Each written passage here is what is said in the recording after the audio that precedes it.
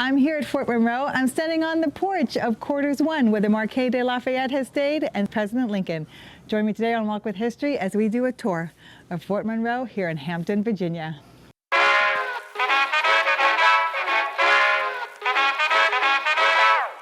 How big is Fort Monroe? Very big. Fort Monroe is a giant among forts. It's the largest masonry fort ever built in the United States. Main fortification covers 63 acres. The walk stretches 1.3 miles around it, and it took 15 years to build. It is so big. So you could fit other forts inside of it. That's how big Fort Monroe is. I'm here at the Visitor Center at Fort Monroe, and it does a very good job of laying out the history of the fort. So Fort Monroe, although it was initially seen in the early 1600s as a good place for defense, this fort wasn't really built until after the War of 1812, because then America could see how vulnerable it was to attack after the British had come and basically walked up the Atlantic coast, burned DC, and almost took Baltimore.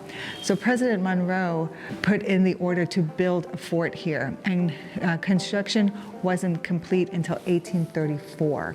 Once you open up after this fort, it goes back beside Norfolk all the way up to Annapolis, DC. It's a very vulnerable waterway. So this fort is basically a very good line of defense for that waterway.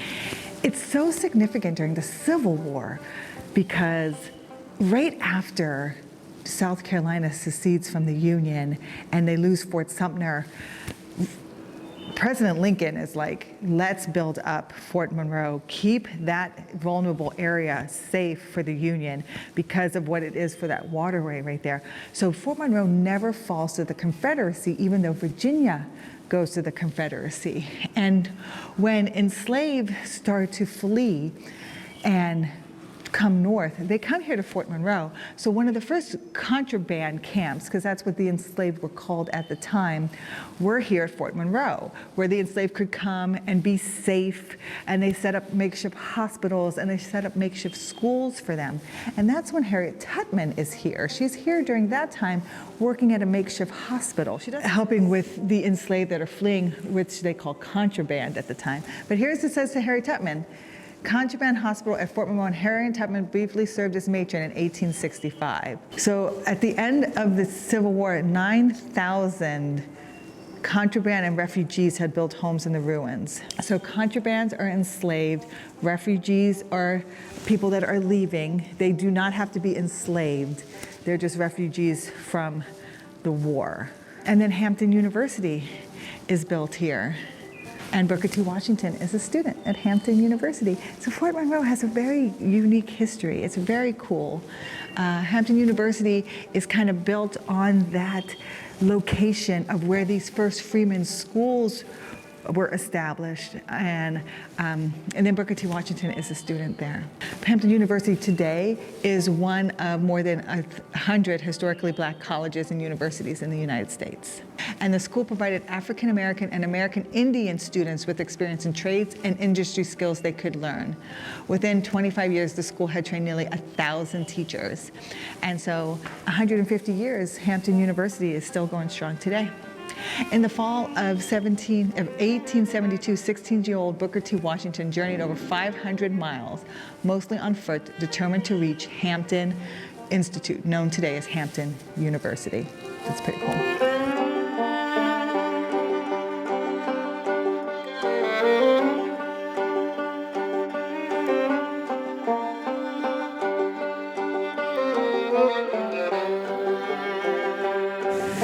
This statue is attributed to the first African matriarchs that were here in the early 1600s. There's not a lot of record of these women, but we do know of an Angela and an Isabella. Angela is one of the first female Africans to arrive in Virginia. She is captured in West Africa. She's enslaved by Captain William Pierce in Newtown, Jamestown.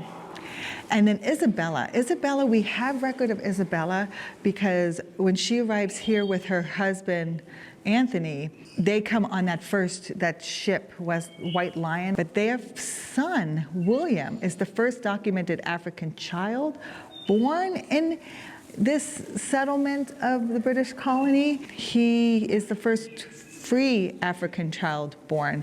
And we'll talk more about that, because there's a very complex history about enslavement here in Virginia. So these first Africans of 1619, they're not the first, and we'll talk about that some more, but they are traded as indentured servants. It's human trafficking. They're traded as indentured servants because at that time, enslavement hasn't really been fortified as we know it today. And so their child is born free because there's no tie to the child. Well, that becomes an issue. So in 1662, a child's status, free or slave, depended on the mother's status. So if your mother was enslaved, you were enslaved. If your mother was free, you were free. It didn't matter if your father was free or not. And we get into that issue because of the assault that could happen to enslaved women by white masters or white men. And so if the man was free, it wouldn't matter. It's the mother's status. That happens in 1662. 1669, it is not a crime to kill a slave. So you see how this is moving. In 1860, the ability of slaves to bear arms is restricted. And in 1705, all black, mulatto, and Indian slaves are considered property. So it moves to a very harsher, and what we think of today as slavery in America, it moves from the early 1600s to the early 1700s to become more restrictive. That's why when the first Africans are here as indentured servants, it's not the enslavement that we think of today. It moves to be more restrictive to control that labor. Contrabands. Now that's the word they use in the Civil War for the enslaved that run away to be free in the Union. And they call them contrabands because they don't know what to call them. And contraband is something that you commandeer during war.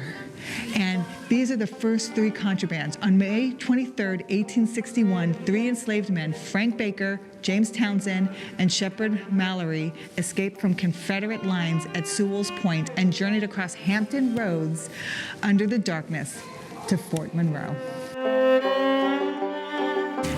And who built Fort Monroe? It's Robert E. Lee, 1831 to 1834, U.S. Army engineer, second lieutenant. He's responsible for the final stages of construction.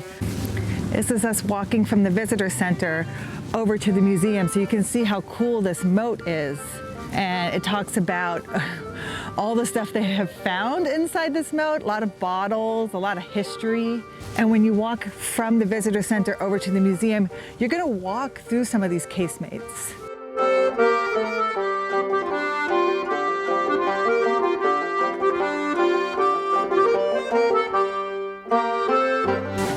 As you walk out of the visitor center over to the museum, you're going to pass by the National Park Service headquarters. And this is actually Building 17. This is where Robert E. Lee lived after he was first married. This is where his first child was born. And this is where he lived as he supervised the ending of the building of Fort Monroe.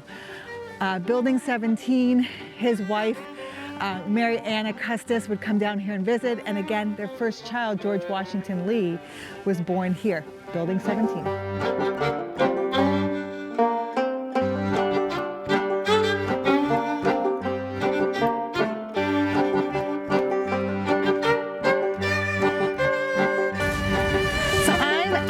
Chapel of the Centurion here at Fort Monroe. And what's really cool about this Chapel of the Centurion is it's the oldest continuously used wooden structure for religious services in the United States. Isn't that cool? Another thing that's significant about this chapel is in 1947, Eisenhower came here for the wedding of his son. It is named after Cornelius the Centurion, and he's believed to be the first Gentile to convert to Christianity. So the Chapel of the Centurion, President Eisenhower visited in 1947. Pretty cool.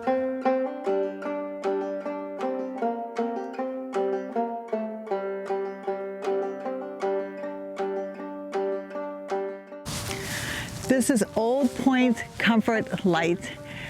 This is Old Point Comfort this geographic area.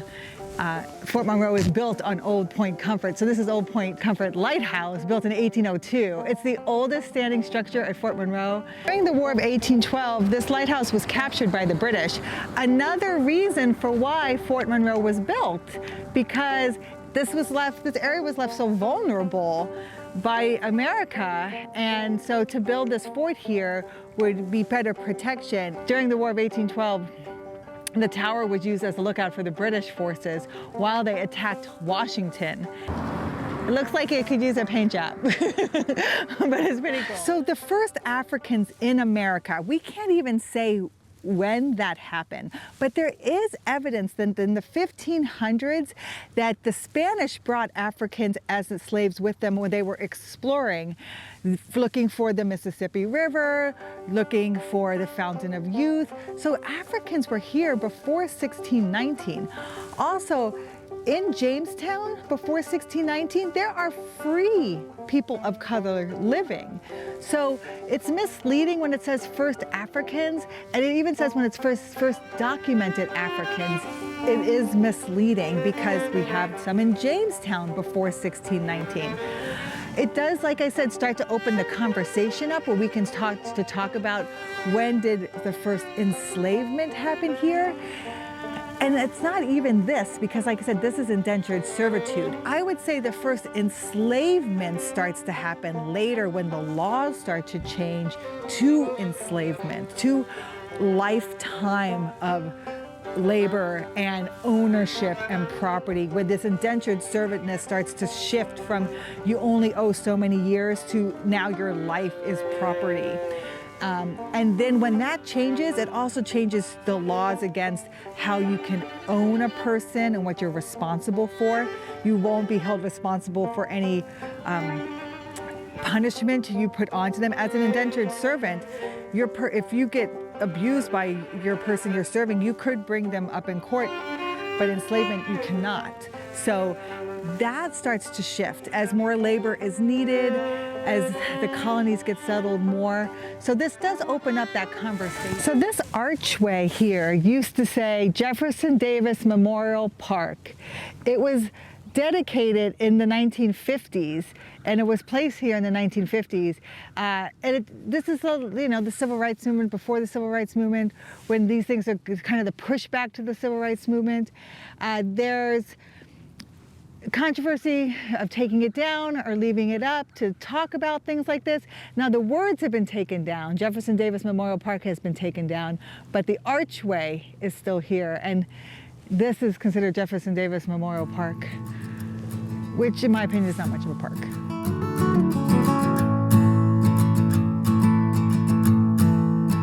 Coming up to the Lincoln gun, and this was cast in 1860. The gun is the first 15-inch Rodman gun produced and named for the President Abraham Lincoln in 1862. So it has a marker here. You can see how big, how huge that is. That's what she said. I mean, look at that. Leslie Illustrated Newspaper, 1862, shows the Lincoln gun trained on the ship Channel. Cast in 1860, this was the first 15-inch Rodman gun. Its range was more than 4 miles. Weight of the projectile was over 300 pounds. During the Civil War, it was used to bombard Confederate batteries on Swell's Point. The gun was named for President Lincoln in 1862.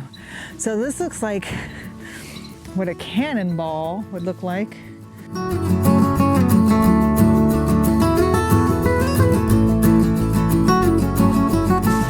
This is the Algernon Oak here at Fort Monroe, and it's estimated to be over 400 years old. It's named for the first English fort, Fort Algernon, which was built on the site in 1609. So 400 years old, 1623, if not older.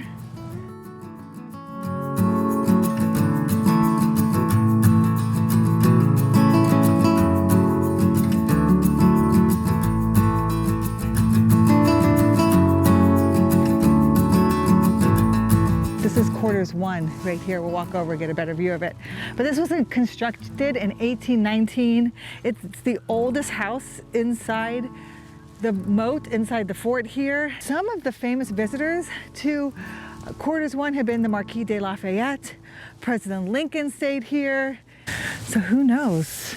The Marquis de Lafayette maybe walked right here, came out here onto this balcony. Maybe President Lincoln walked right here.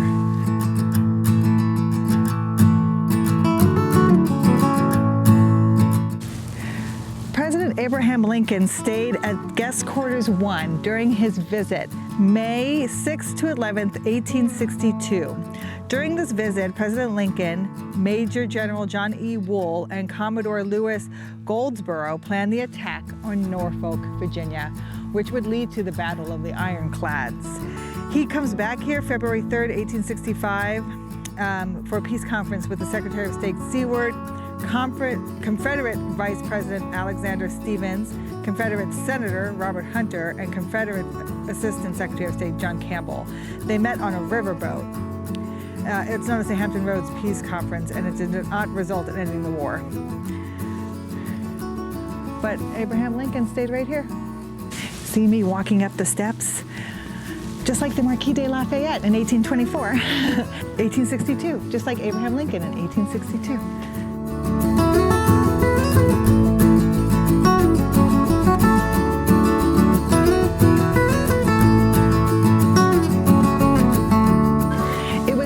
To bring Fort Monroe to you today, the significance of this fort in American history, the significance it still has today. I hope you can make it out here to visit, just to hear the stories of the people and what it took to build it, the part it has played in the War of 1812, the Civil War, and the story of America.